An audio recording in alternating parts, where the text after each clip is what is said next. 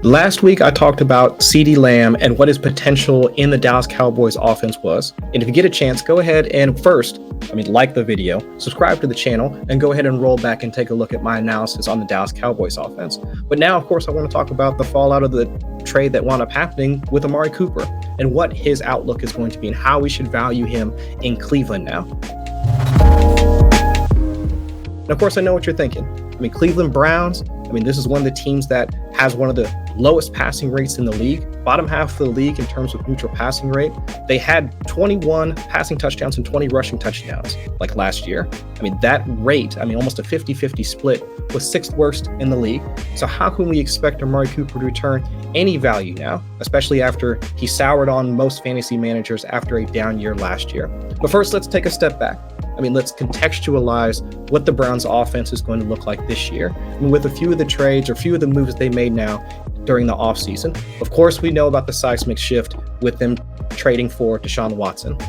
But a couple of ancillary things have happened as well. They pick up Jakeem Grant in free agency, and of course they've released Jarvis Landry and Austin Hooper. So at the very least, it removes some of the target competition for Amari Cooper for right now. So really it comes down to, does he still have, what type of skill set does he bring to that offense? And also let's look at the quarterback or quarterbacks that might be throwing him the ball. Of course, the best case scenario would be Deshaun Watson under center for him in week 1. And we don't know if that's going to happen or not as of right now. Looming suspension. But if that's not the case, who's going to be there to throw in the ball? Jacoby Brissett, Nick Mullins, who's also going to be one of the backup quarterbacks there. Who's to say?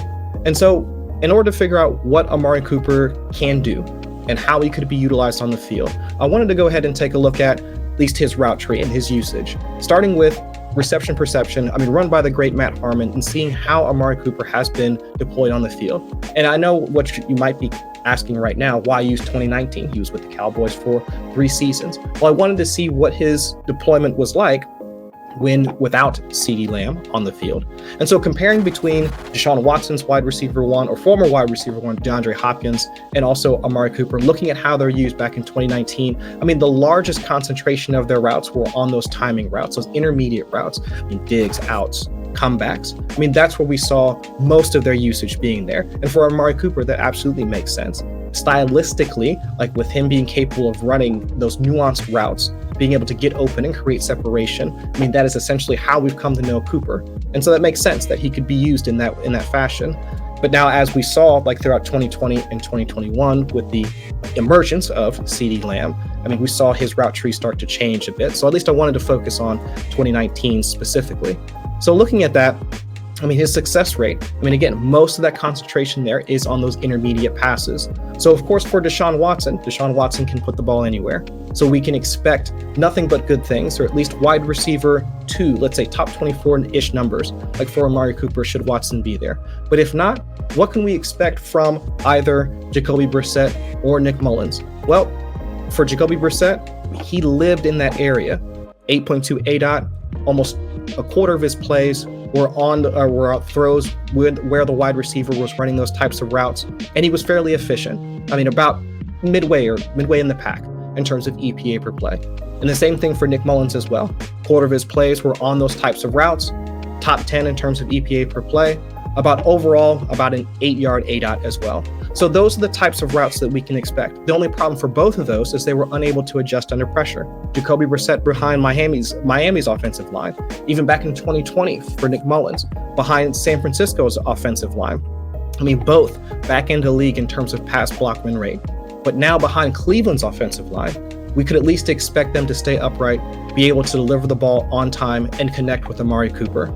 And so the only other question that I have is, how much would they feed their wide receiver 1? How often are they going to be targeting, at least how we can assume, their wide receiver 1 to be? So in this case, I'm assuming Amari Cooper is going to come in there with the target competition he currently has as their wide receiver 1. And so far, things bode well for Amari Cooper. For Nick Mullins, he was targeting Brandon Ayuk at almost a 29 to 30% rate when he was the starter there in San Francisco. And the same thing for Jalen Waddle, who was Jacoby Brissett's wide receiver 1. He was operating at a 21-22% target share. So overall, I mean, as of right now, Underdog has an ADP for Amari Cooper in the like wide receiver 20, wide receiver 21 range, which I think is fair. But depending on how things go with Deshaun Watson, I can see folks getting a bit more aggressive on him.